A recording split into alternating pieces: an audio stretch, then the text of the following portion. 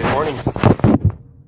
And welcome to the first installment of Coffee with the Epic Beard and Dave. Hello, Debbie.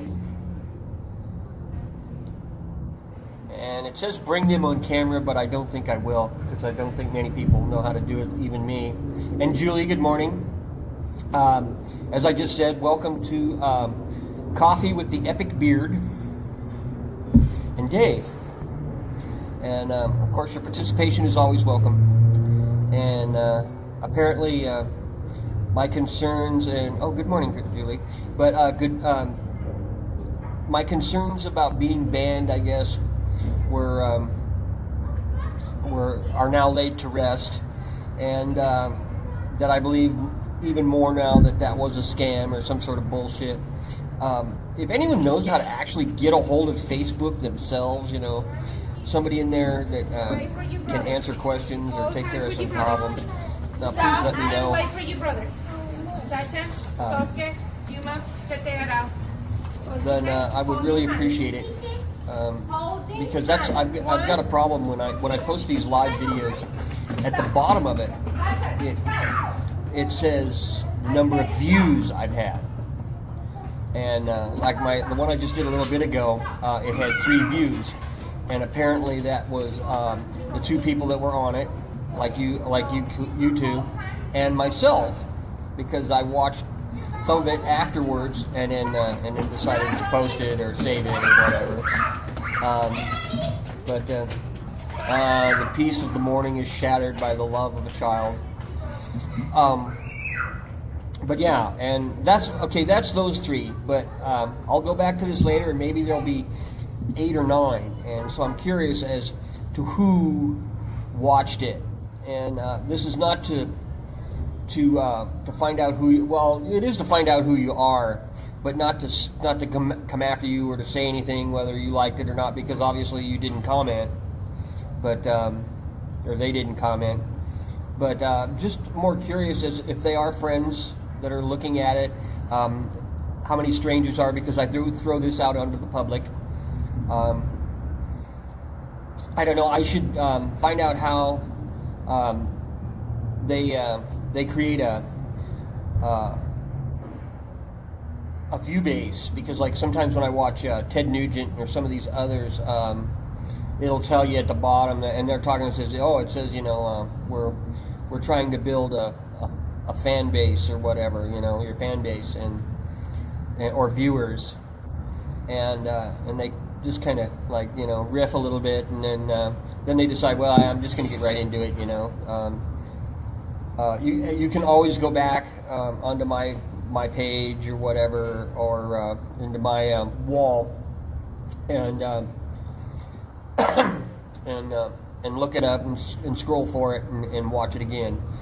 If you are a friend of mine, you should be able to go into my photos or my other things, because photos are open to friends. Some of my folders are not; they're private to me only, and but a good many of them are open to everybody. And I think maybe I have 1 or 2 public albums on there that if you want to look me up. But basically, all my other information, email, phone number, anything like that, is for friends only, and you can look at it that way. I mean, you can.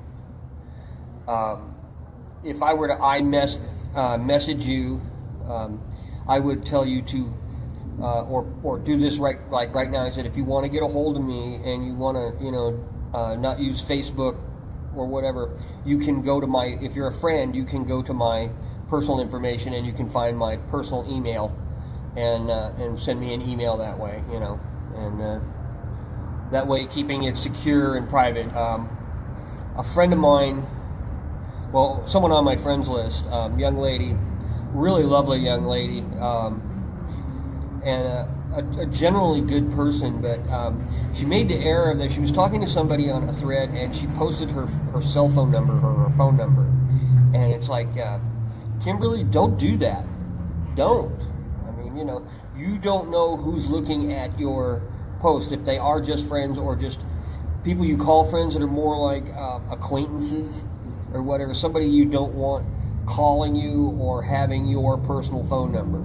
I mean, there's a little security there, and I think it's a little bit dangerous, especially for a young lady to do that. You don't know what's lurking out there, you know. Personally, I don't need the BS, and I think it also can go into or be accessed by unscrupulous people who will try to sell you all sorts of crap or tell you all sorts of bullshit. You know, I think now, as we enter high school or we enter the new world, our schooling, maybe our junior high or high school schooling should be not only get back to teaching you things like government and the Constitution and your rights as an American citizen, and how our government works, especially the Constitution and what it exactly is. They teach you a little bit about the internet and some of this stuff, to where they say, you know, hey, if you come across this, you may want to slip over and check it here or go here to validate it. If not, it's most likely a scam, or it could be potentially financially and physically dangerous for you. So, you know, kind of like a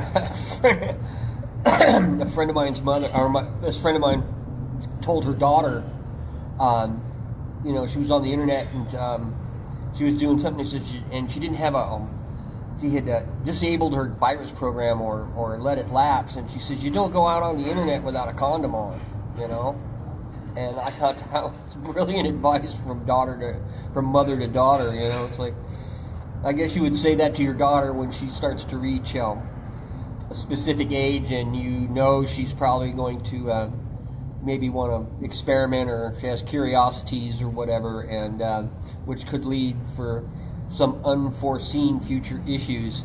Now, I realize now it's not that big a deal, because you can go and buy a pill, you can have sex with somebody, you can go buy a pill, and boom, you know, just in case, and you go through you basically put yourself through, I guess, a chemical abortion.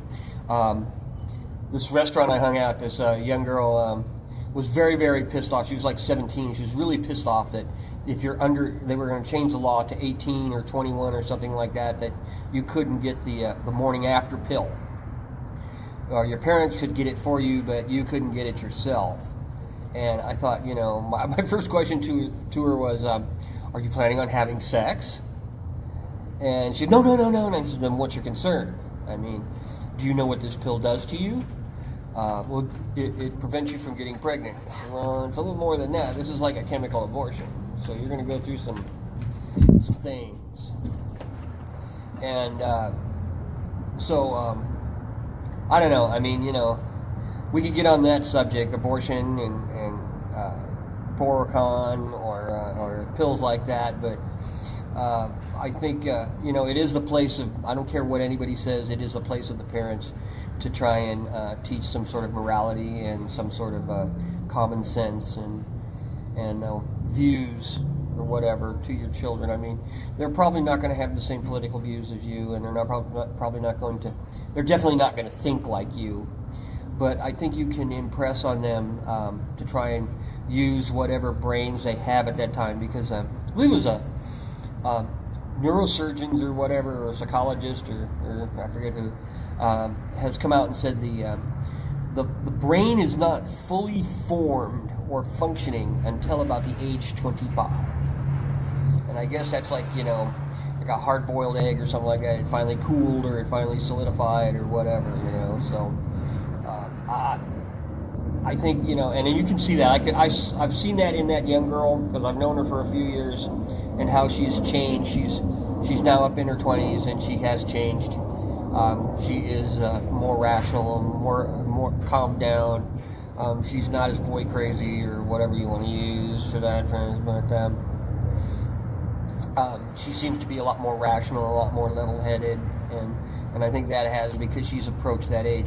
You know, I remember you girls used to tell us this when we were in high school or whatever, that women or girls mature faster than boys. Well, in one way you're right.